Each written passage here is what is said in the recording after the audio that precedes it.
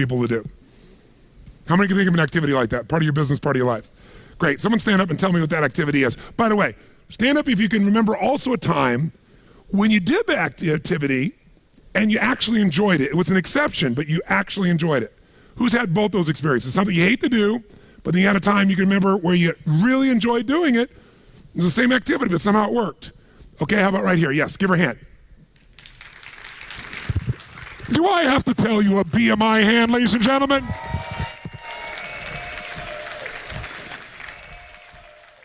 Tell us, what was the activity you don't normally like to do, you like to push off on others? Paperwork. Paperwork. Yeah. Now, the word paperwork alone, does that, when you guys hear that word, how many of you don't want to do it either? Raise your hand.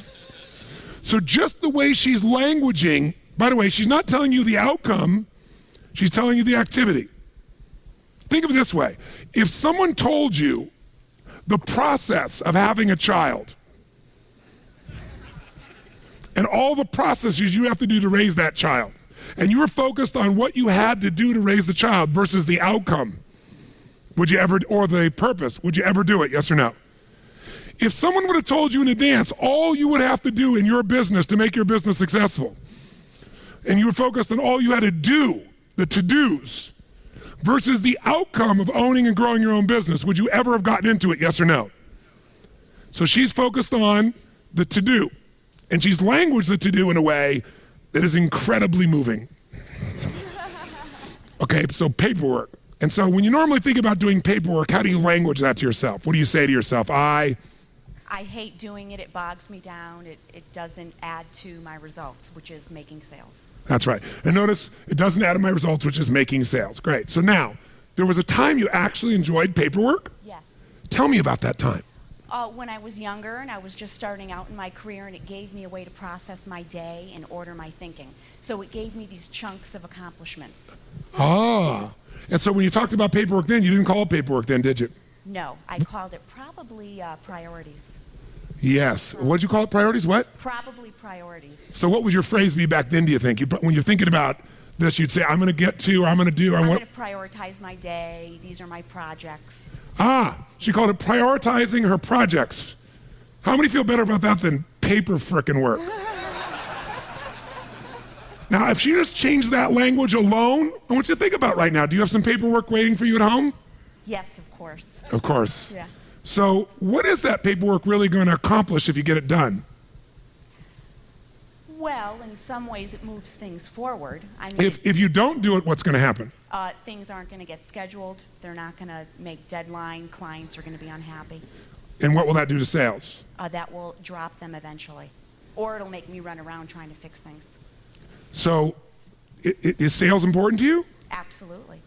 And are making people happy, your clients happy, important to you? Well, yeah, I mean, the sales are important because basically what I'm doing is helping people with their business. So that's... Yes, and how many people fail because they don't do their paperwork, do you think? Well, I mean, if you put it that way, that's not why they fail. I didn't put it that way. I just asked the question. Different question, yeah. How many saw that? Did I say people fail because they don't do their paperwork? No, if I said that, her brain would have said no. I just asked her an honest question. How many small businesses you think fail because they don't handle their paperwork, i.e., they don't handle the individual transactions and the details of their priorities effectively? How many businesses do you think fail for that reason? How many do you think? I think definitely all of them can fail if they don't do that. And you teach these people what to do so they can succeed? Right. No. Isn't that what you do? Yes, yeah.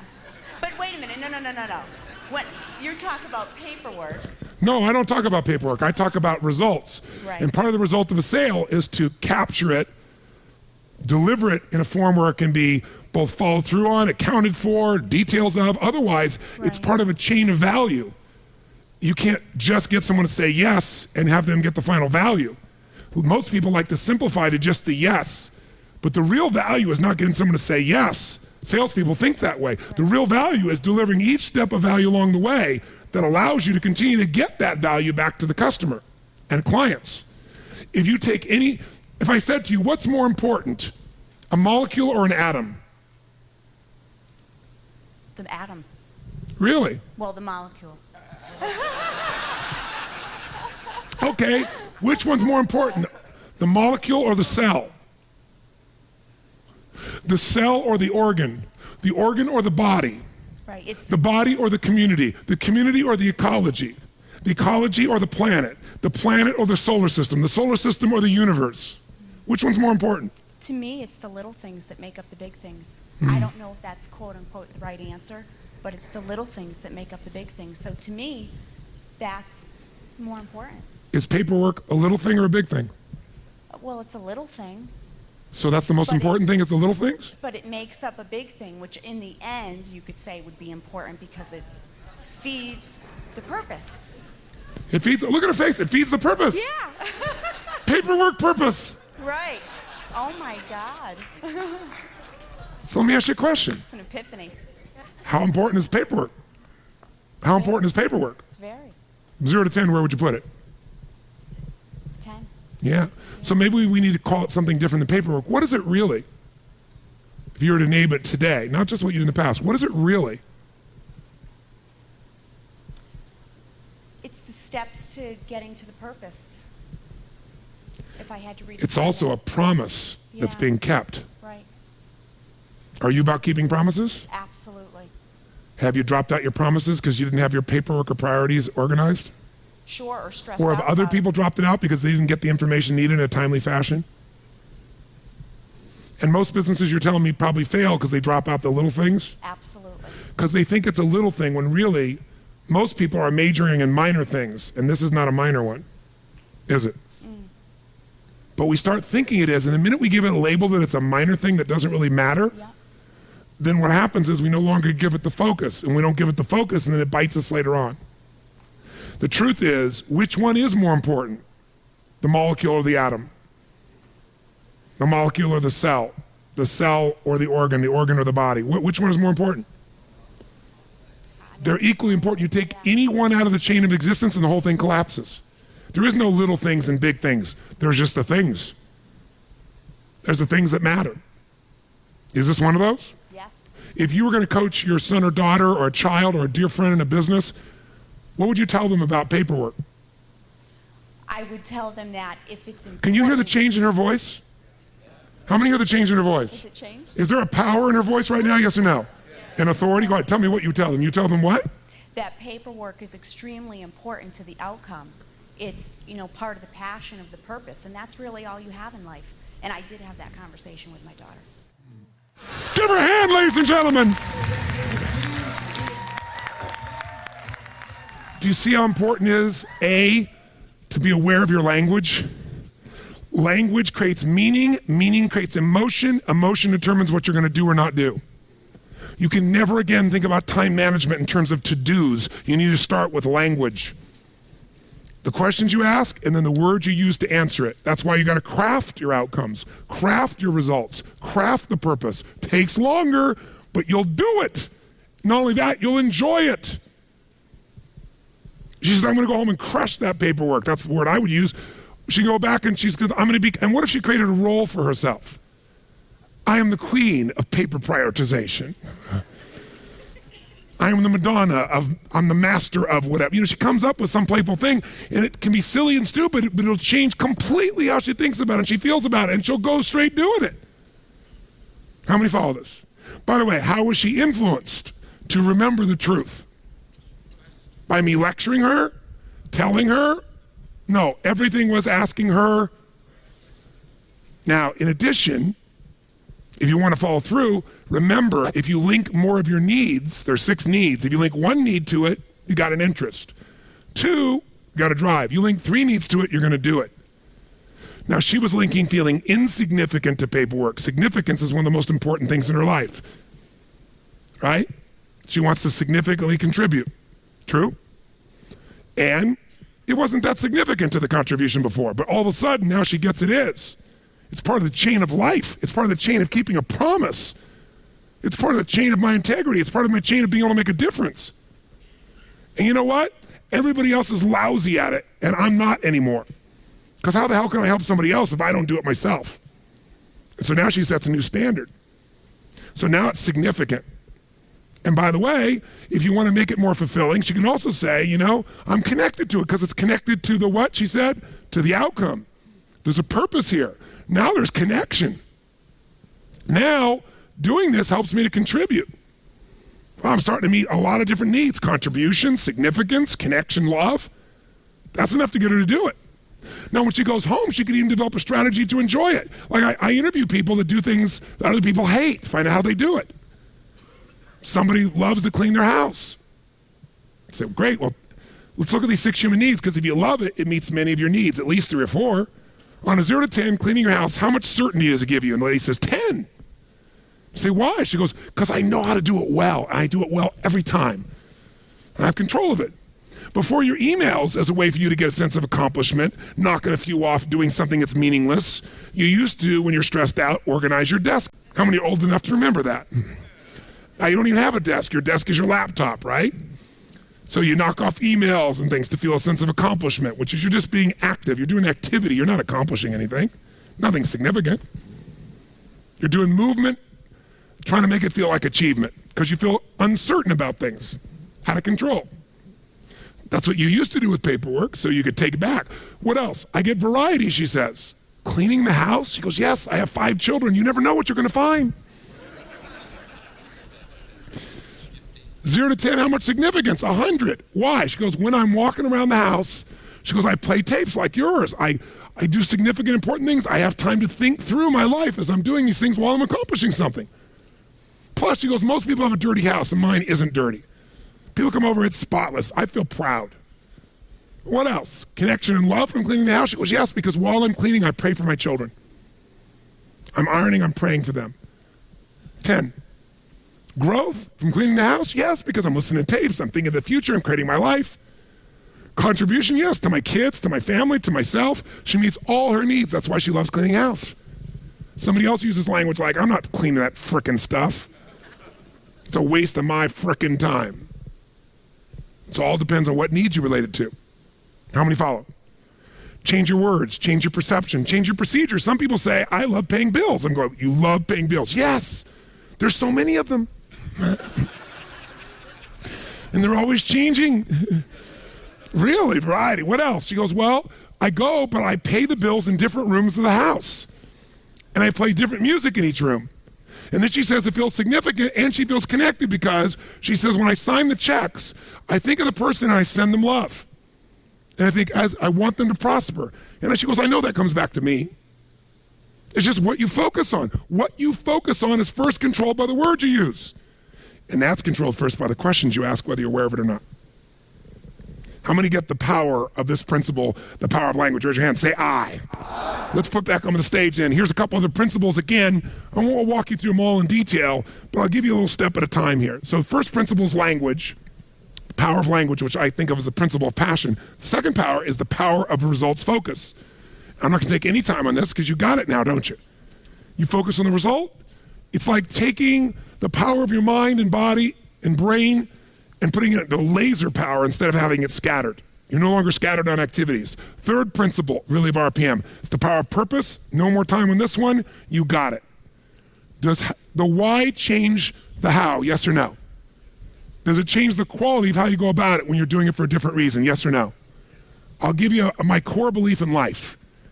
Motive does matter. Motive does matter.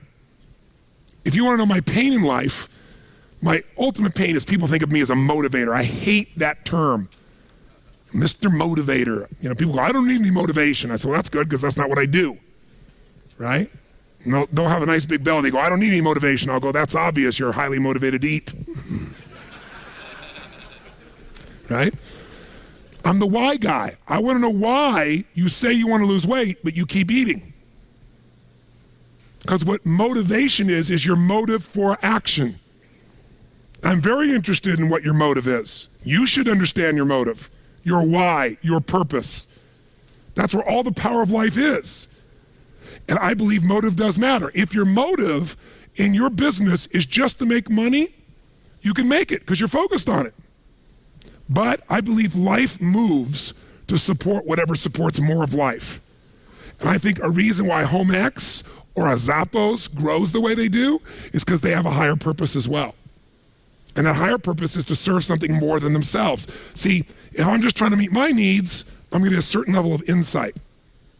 And I looked at my life, throughout my life over the last 30 years and thought, stuff happened at times that anybody who was there would go, that's impossible. No way that could happen. How could he know that? How could you shift that person? How could you change that situation? I've had these moments throughout my life. And I believe insight comes because I wasn't focused on me succeeding or failing. I was completely focused on serving them, and the insight shows up.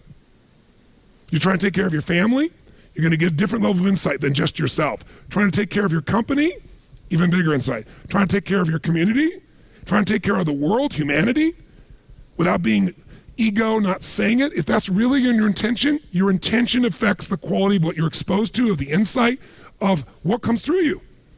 Motive does matter. And we can always shift our motive. And there's nothing wrong with wanting to meet your needs and others. The game changes.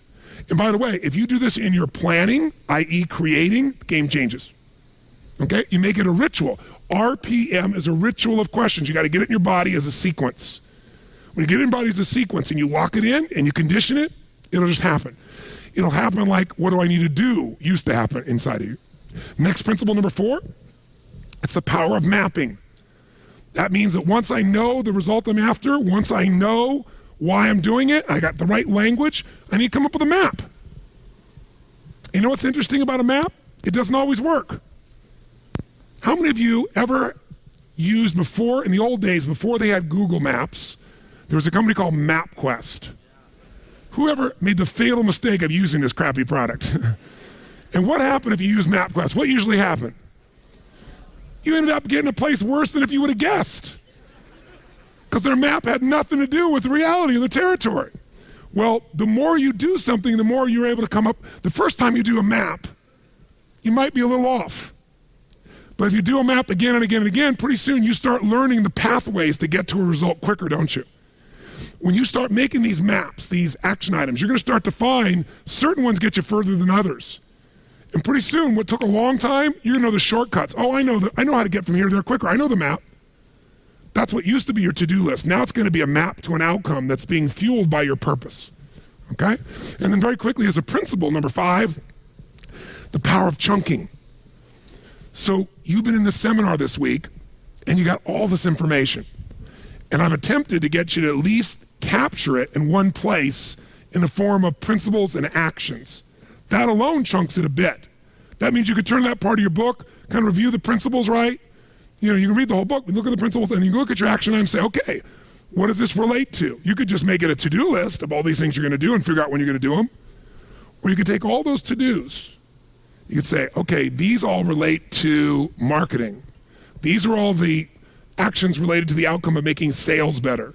These are all the outcomes made towards culture and improving my culture.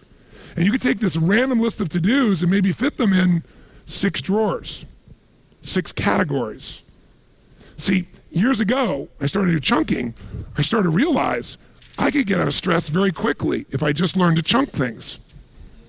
I'd not only get out of stress, but now when I thought of my day and I got interrupted, instead of going, oh my God, I got 57 individual things to do, there's only 3 things I'm after today. I get refocused on my outcome. How many follow this? Say I. You can do this with your project. You can do this with your week. You can do this with your company. So after a while, I came up with this idea. What if you could imagine your own home, the home you live in right now. What if we could take everything out of your house and you weren't there, and we dumped it all into just boxes, and the boxes got all collapsed into each other, and you were going to move, and you weren't around, and then people just took all your stuff and just dumped it in the living room of your new house. Everything mixed in there. Underwear, toilet paper, soap, tissue, notebooks, computers, books, cosmetics, all mumbled and jumbled together in the middle of the floor. Would that be somewhat stressful for you? Yes or no? But what if, in advance, you took everything in your life and knew it would fit into one of, let's say, 2 chests of drawers, 6 drawers in each, 12 drawers. Maybe they may be giant drawers, categories. Like everything fit into, home appliances or cooking or intimate wear or whatever. If you had those 12 and everything could fit in one of those, you could take anybody in that room, once they knew those categories, how quickly could we transform that living room? How fast? Yeah, oh, this goes here, this goes there, boom, boom, boom, boom. And by the way, when it's done, how quickly could you then get what you want? You know exactly where to go, put all your focus in there, you open the drawer, you find what you want. Wouldn't you like to be able to do that with all your outcomes, all your action items? I'm going to show you how. And this process is a simple way of managing your life. And I'll give you the big picture first for a moment, and I'll scribble it up here as a chunking device. Think of your life this way, as a gross generalization. And by the way, chunking is an art, not a science. What does that mean? Is there a right way to do chunking, yes or no? No, there's no right way to do it because it's art. What somebody else thinks is beautiful, you might think is ugly. Chunking is to meet whose needs? Your own. Now, if you're trying to chunk to help other people, then you're going to have something that's got a little more science than art to it. But think of it this way. If we were going to try to manage your life, what if we had a life management system, not a time management system? Because the only reason for time is it's a resource so you can get the life you want. Is that fair to say? And let's take two aspects of your life. But one area is, let's say, your personal life. That's an area of your life, your personal life, that you want to manage. And another area of your life is your professional life. Whatever you do professionally, running the company, marketing director, sales director, maybe you run many companies, you're an entrepreneur. What if we could take everything related that's most important in your life personally, and we could focus on the things that needed to happen regularly? So for example, if you don't focus on making your health better, does it get better or worse as the years go by? Which one? You can't afford not to give it consistent focus. And by the way, do you have to keep improving it, yes or no? If you try to keep it static, is health a static thing, yes or no? No. What about relationships? If you don't focus on relationships, do they tend to get better or worse? So there's some areas of your life within your personal life. If this was an area of life you're managing, is your personal and professional life. Your whole life could be managed in these two categories. If underneath these, we could say everything that matters fits within 6, 8, 10, 12 drawers. They might be things, and I would call these categories of constant and never-ending improvement. For short, we call them categories of improvement. These are areas that you've got to constantly focus on once a week, once a month, some of them once a day. They're areas that never go away. Does that make sense? And so in your personal life, what would be some areas you got to constantly focus on? You might say, well, there's my health. There might be a drawer called family. There might be another one on finances. Does that make sense? And within those areas, you could have specific goals for this year, for this month, for this week.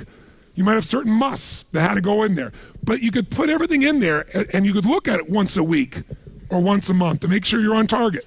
Am I making sense? Yes or no? Would this help you to chunk your life a little bit? Yes or no?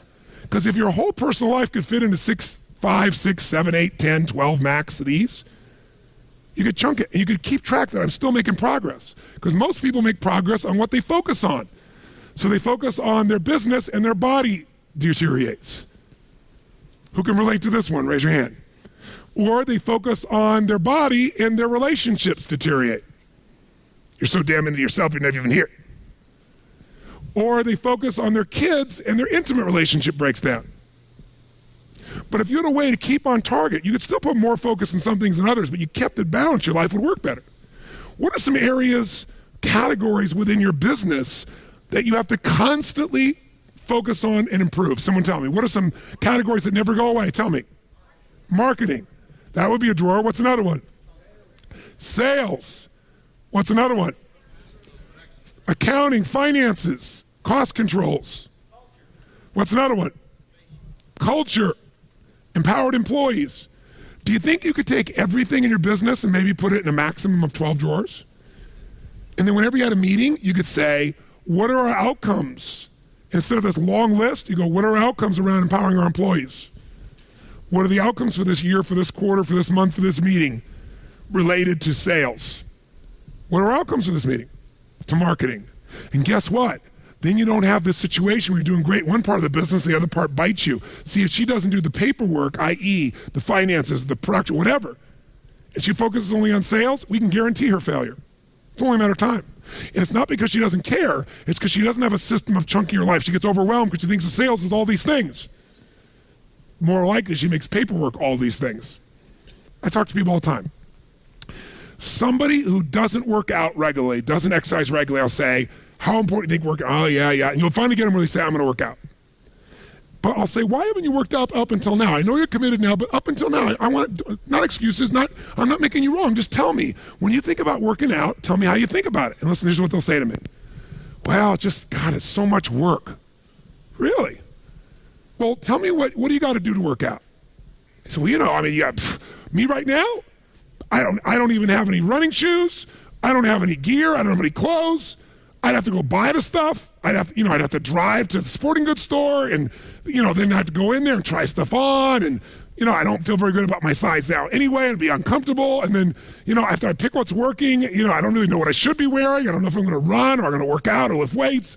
So I don't know what to buy, but let's assume I got all that stuff. Well, then what? Well, then, I got to go to the front and sit there in that damn counter and wait, and then write the check and then get in my car. And, well, what else do I do? Then I have to find a place to work out.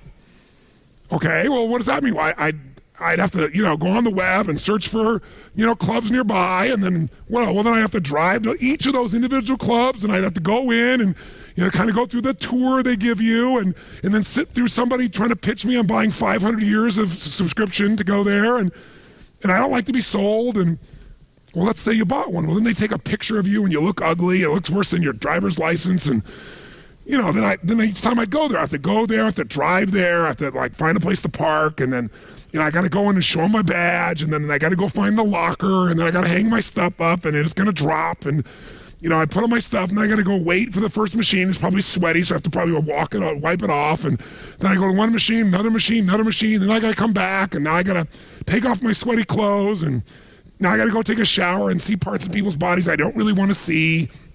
And then, after all that, then I got to dry my hair again, put on my makeup, put on my clothes that are probably wrinkled, put in the smelly bag, and then I got to go show them the thing so they can stamp my thing so I don't have to pay for the parking. And then I got to find my car, and I got to get my car, and then I got to drive off. Want to eat? Sure. What does eating take? Well, you just do it. Let's just drive there and eat. Eating is 2 steps in their mind. Working out is 429.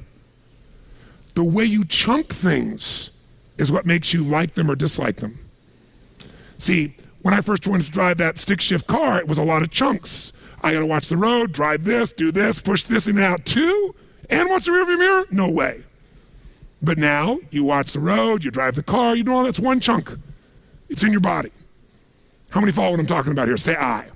So you can over chunk something into too many items, or you can under chunk it where it's overwhelming to try and do one big step. That's where the art comes as far as chunking is concerned. So in your life, you want to be able to come up with categories for your personal life, categories for your professional life. Does this make sense?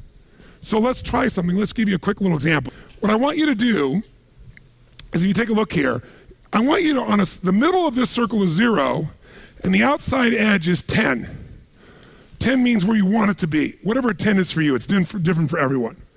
So 0 is you're not where you want to be. 10 is exactly where you'd like to be. So if you look on the screen, what I'm going to ask you to do is, let's say, for example, the physical area of your life. And I want you to go. Now, notice this person went up about 70% of the way. They're a 7 out of the 10. Their idea of a 10, of what they like to be physically, they're not.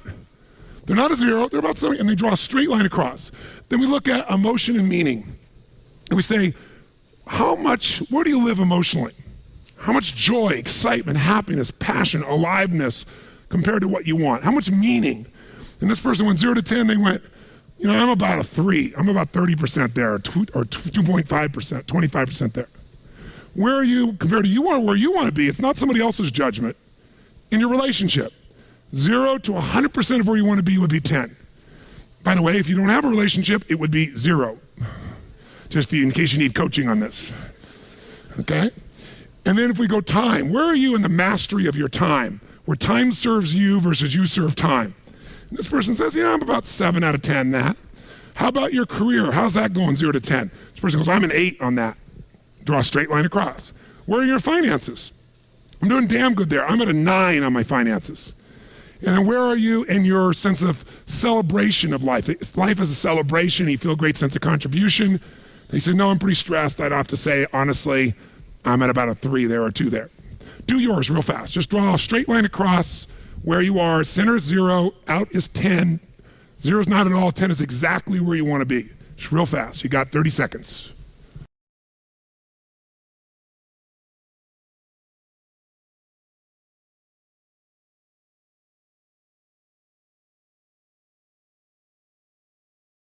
Great. So look at your design that's in front of you right now and just ask yourself this question. If this was the wheel on the car called your life, how would your car run? Better yet, what if you're going to drive that car 150 miles an hour? What could you guarantee is going to happen, my friends? What's going to happen? You're going to crash. How many are going to have a lot of stress when you start trying to drive this thing fast? Say I. Guess what owning your own business is? Driving 150 miles an hour, isn't it? So what used to be okay when you work for somebody else, it's kind of bumpy and stressful, when all the responsibility ultimately is yours, and it's out of balance, it's pure pain. How many can relate to this in some way? Say I. Things get this way because most people ask the question, what do I need to what? Do. They don't have a set of categories that once a week they look and go, okay, what's my most important outcome for my body this week? What's my most important outcome for my relationships? Yes, in the middle of everything else, I'm going to put those rocks in first. Somebody gave you that metaphor, right? I'm not going to pour all the water in. First, I'll put the rocks in. Here are the most important outcomes for anything else shows up for each of those areas, because otherwise the time's going to be gone. How many follow what I'm talking about here? Say I. So that's why we do a once a week planning session where we look at our categories, both professional or business and personal. Make sense? Now, the way we do that is with language also that's compelling. Here's some examples of how some people have chunked their life. These are their categories of constant never-ending improvements. For Suzanne Williamson, it's family, business, friends, community, physical well-being, finance, emotional, and spiritual. This is my old list. It's been updated, but it was my physical power. I called it world-class health and fitness. By the way, why did I use that language? I could have just said body. It juices me up. Physical power, because I want the power to get up and rock, to take the room, to make it happen, to shift things for my wife, for myself, for my family, right? Second, emotional juice. Why did I call it that instead of just emotion? Because emotion doesn't, but emotional juice. I want an emotionally juicy life. Outstanding family life, extraordinary friendships, absolute financial freedom, Renaissance man, the Kanai of AJR, the constant never improvement of myself, the creator of the good life for my family, extraordinary communicator, leader, contributor, force for good, and spirit and soul force for God. Those are my spiritual outcomes. Jane Carter has emotional fitness, family, heart, and soul, physical prowess, forever friendships, home sweet home, gracious giver, health wizard, spiritual soul. Here's what I want you to do. Write your categories right now. Just a first run. Do not be perfect. If you had to take your personal life and chunk it into 5, 6, 7, 8, 9, 10, probably 12 most categories that everything in your life fits in, that you look at on a regular basis, write them down, but then put the words in front of them, rewrite them so they're compelling. I'm going to give you literally 8 minutes to write as fast as you can. Come up with the categories for your personal life. Go.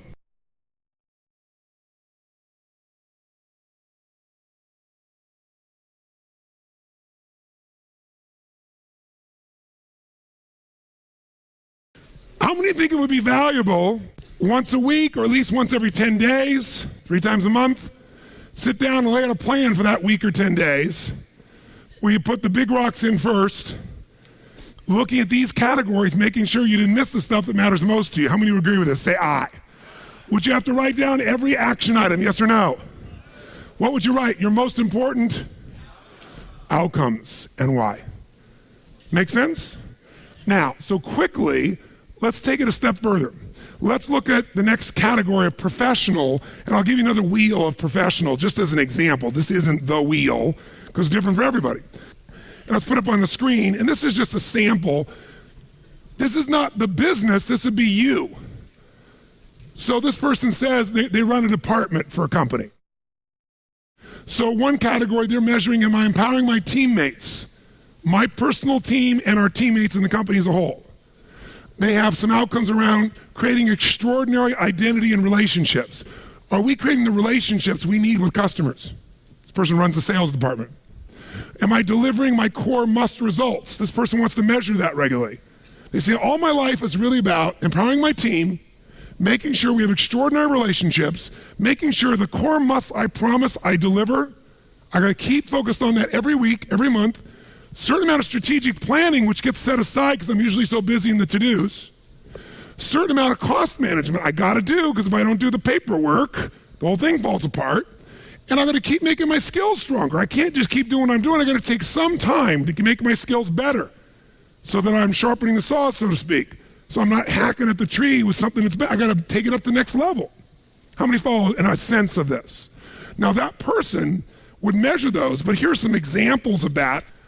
So I mentioned to you, I have 4 kids, but I mentioned my daughter Jolie, so I'll use her as the example. And she, was in a situation where she became an actor. Now as an actor, think about this. What do actors focus on? Quick, first gut. Somebody says getting a job. Okay. If you're focused on getting a job all the time and you're not making your skills stronger, you might not get that job. How many follow this? Say aye. Some people focus on just training themselves. Lots of actors always going to actor classes, but they don't go out and focus much on getting a job. They wait for someone to call them with an opportunity. How many follow the challenge? Some of those people, how do they get jobs? If they're a decent actor, they've got a what? An agent and or a manager, and sometimes both. And without focus by that manager or agent, are they usually going to succeed? Yes or no? No. What if they get a job? Where does all their focus go? On doing that job well. So if I'm middle job, I'm doing the job well, and I'm not anticipating how to make my skills better. I'm not managing my manager agent. I'm not looking for new opportunities. And in the acting skills, no matter how good you are, do jobs disappear quickly, yes or no? Eventually, do they all disappear, yes or no? We can keep our businesses forever if we're successful. That's not true of a job. That's not true of an acting job. I don't care how successful, 10 years, 12 years, 14 years, it's gonna change. So my daughter Jolie was always stressed out because things were always dropping out. So I said, honey, she goes, it's just so impossible. I can't do everything. I can't manage my career and go out and get voice lessons and dance lessons and then, go out on calls. And I'm just listening and I'm in my head making it right down, capturing a list. And she's telling me a million items, but as she's listening, I'm saying, there's only 5 things she really has to focus on. And these are the 5. She needs to maximize her current what? Jobs.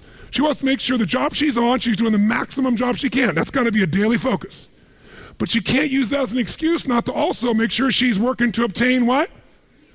Does she have to constantly be going out on rolls still, paying attention, knowing what's out there? Yes or no?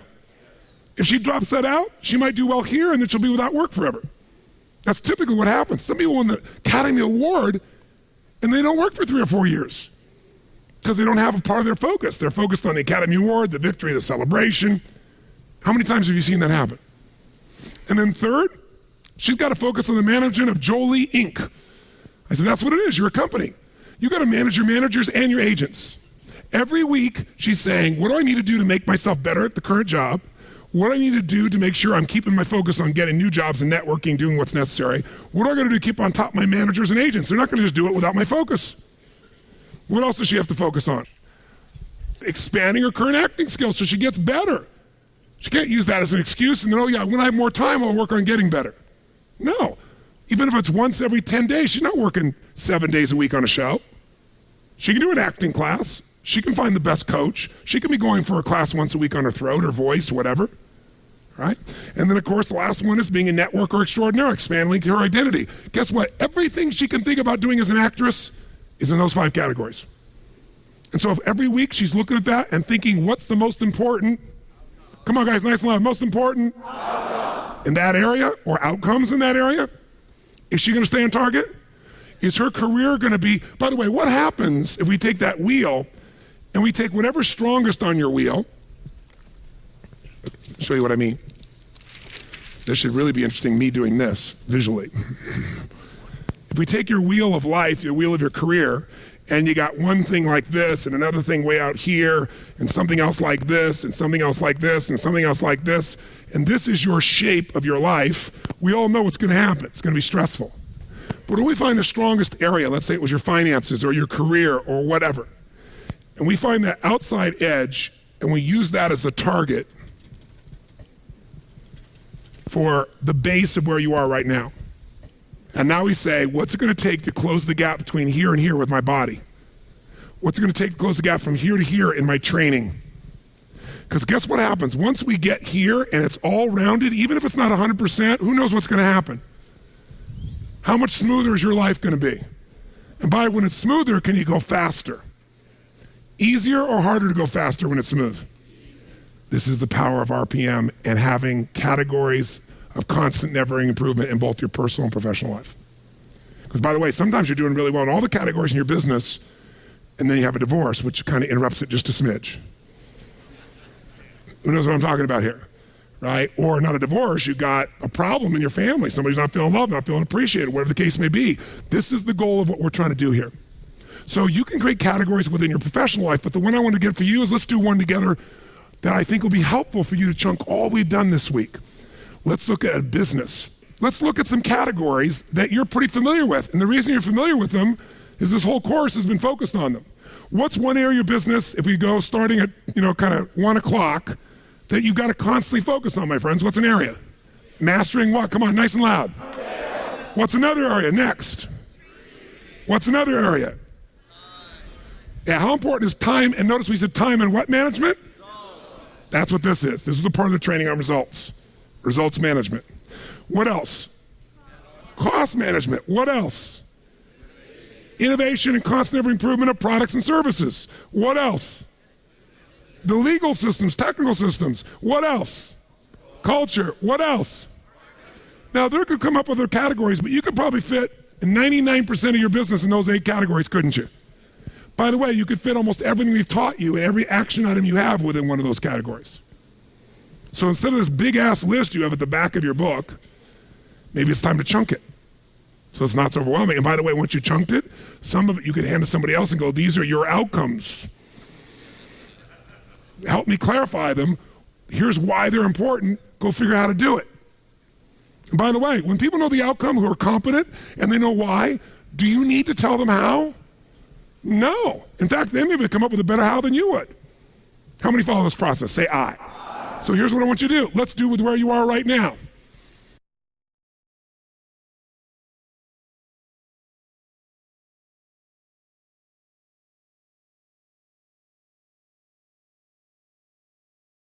Every business I own, how am I able to walk in and have 12 companies? I've got companies that are doing $150 million in business with 1,200 employees. I've got businesses that are brand new startup-oriented businesses. I got businesses in the hospitality side, meaning a hotel. I've got businesses in nutraceuticals. I've got practice management companies for doctors. I got this educational business that I'm a part of. They're all radically different businesses, but guess what?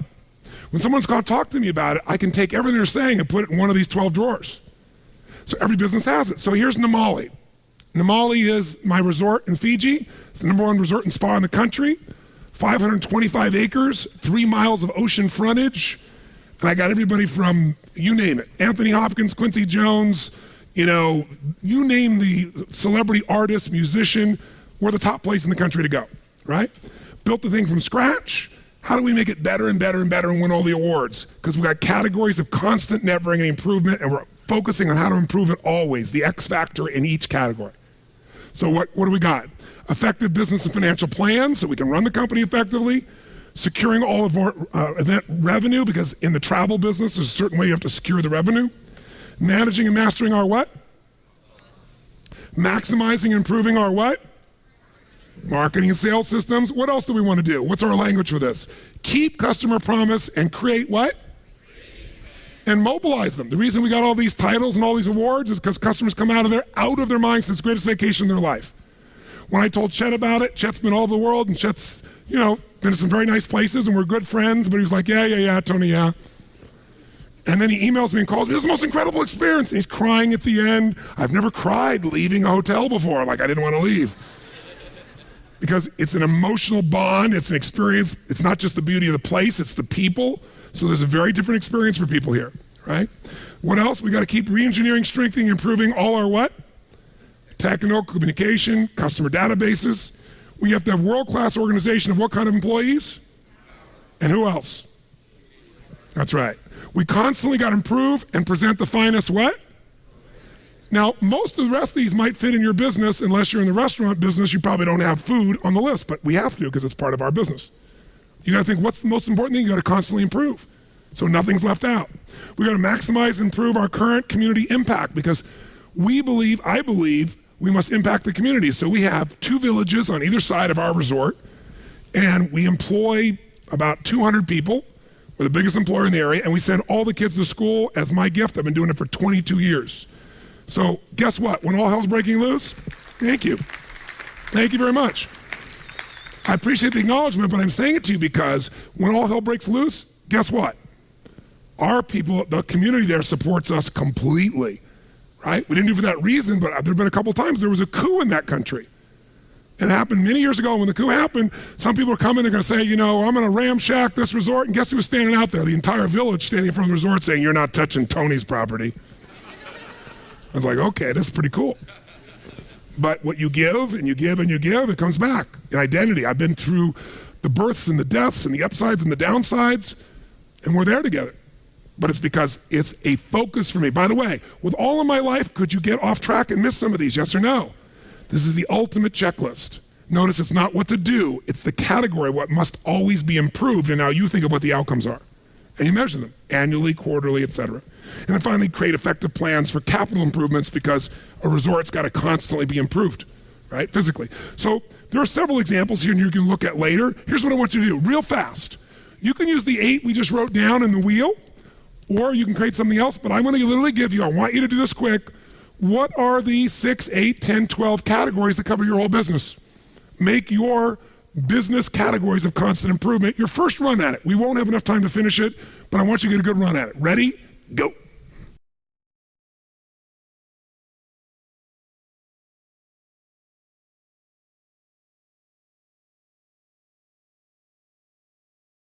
How many got a decent outline already of the categories of your business? Let me see your hands. Fantastic. How many have added some language that makes it a bit more compelling for you? Great, that's what you'll finish. Ideally, here's what I would do before I got home, when I'm on the plane, whenever. I'd upgrade my personal list and I'd set some goals in each category, just a few things, simple things. I have my categories for my business or my profession. I do the same thing. Sometimes the outcome you want takes a long time. It's not 1 week, 2 weeks, it's a project. So a woman comes to me and she's stressed out of her mind. Her name's Nisi and she's got her wedding coming up. Now, have you ever seen a bride who doesn't have a wedding planner or even one that does? They're very often very stressed. So she comes to me and goes, I'm so stressed out about my wedding, and the reason is, I'm doing all these things and really want to conserve the money, so I've got a wedding planner, but I can't use them in a limited way. I said, I understand. She goes, but also it's my husband-to-be's 50th birthday coming up, and I want to do a surprise birthday party. So while she's trying to plan her wedding, she's also trying to plan a surprise 50th birthday party. Now, how many action items do you think could show up when you start making a to-do list on those 2 things? In the middle of all your life, and she wants it to be absolutely what? And by the way, perfect will make you really stressed out on top of it. And all the language she's using, I'm so stressed out, I'm freaked out, I'm stressed out, I'm freaked out, I don't know what to do. Keep saying that over and over again. I said, first, let's watch the language. Not the F word, I'm happy with that. I just mean the words that you use are putting you in a lousy state. If it puts you in a good state, I'm fine with it. Some people use words that other people will be upset about, they excite you. Let's take a look at this. First step to getting a plan is called capture. Take all the stuff in your head and write it down. It's really like making a to-do list. That's still the first step. Get it all out of your head and keep it in one place, not 20 places. Like many of you have written on notepads over here and a book over there and a thing over there, and you're gonna try and figure out where the hell to find this shit later on. Okay? You need one place, whether it's in your iPhone or whether it's on your computer or whether it's gonna be, on a paper version of something, one place, right? A planner or something. But in her case, here's what we did. We created a capture list. We split in 2 things, keep it simple. Things she's got to communicate versus results, actions, or projects she's got to get done.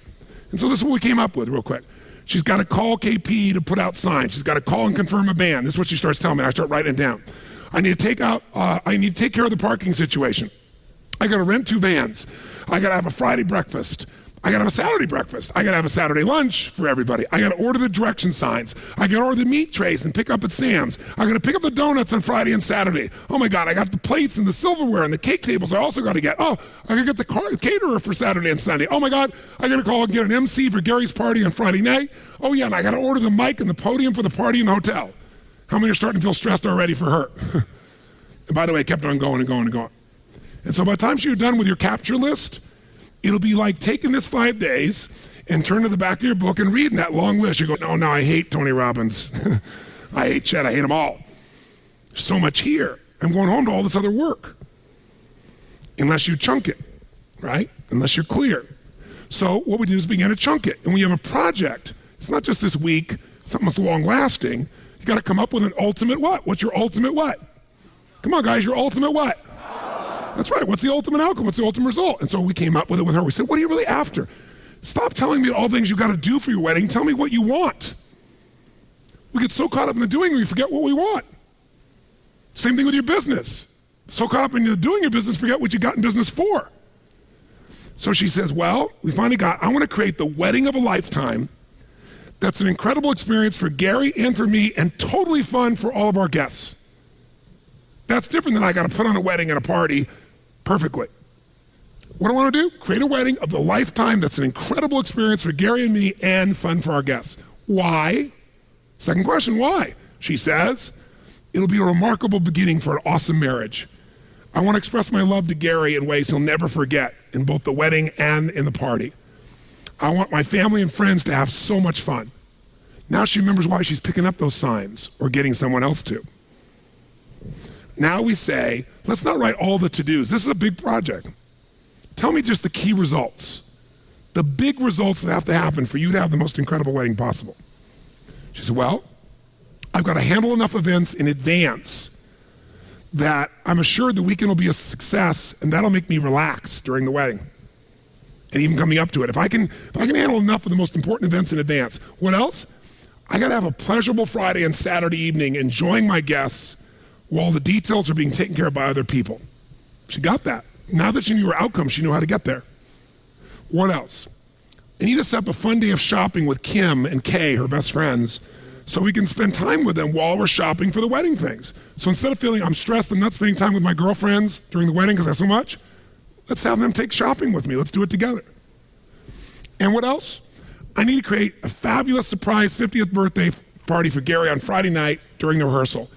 Each one of these will become an RPM block of its own. How many follow that? By the way, once you do a few people's experiences like this, you'll start to see there's a pathway, a pattern that's the same for most weddings. Effective weddings, happy weddings. You'll start to know maybe the words change, maybe somebody has a 50th birthday, but you'll start to see the same pattern. And what took a long time to do the first time, you can do in seconds now. It's the signature. So let's take a look. One of those outcomes was create a fabulous surprise birthday party for Gary on Friday night. Why? Purpose, she's creating an RPM block.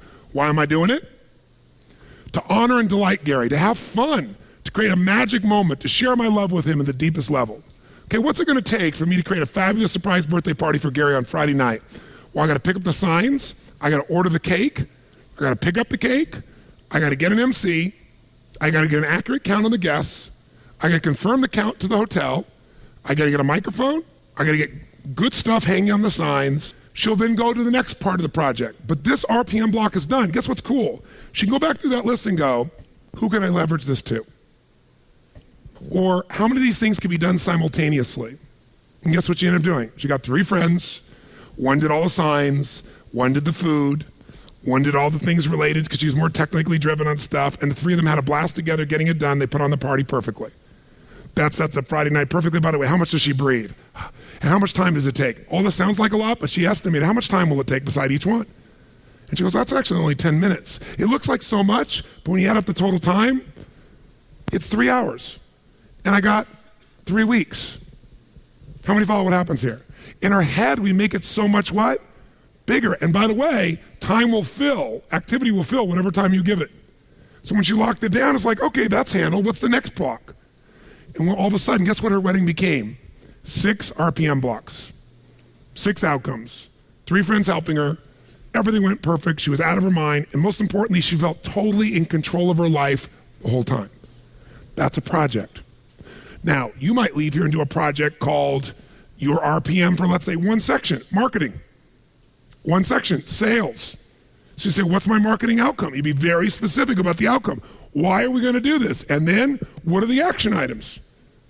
I'm going to go look at the Core Story website, Empire's website, and I'm going to read it all. Second, I'm going to brainstorm out what I think the story should be or the core elements. Third, I'm going to do the research here. Fourth, or I'm going to hire Empire. I'm going to bring in Chet to come in or the group to come in and train our salespeople on it. Whatever you're going to do, that's the part of it. What else am I going to do in marketing? I am going to go take a look at our advertising and take the 17 items checklist of top advertising and make sure that's what we're doing. What else? And you make your list. How many follow this? By the way, it'll take initially some time, but when it's done, you'll have a master plan for transforming your whole business.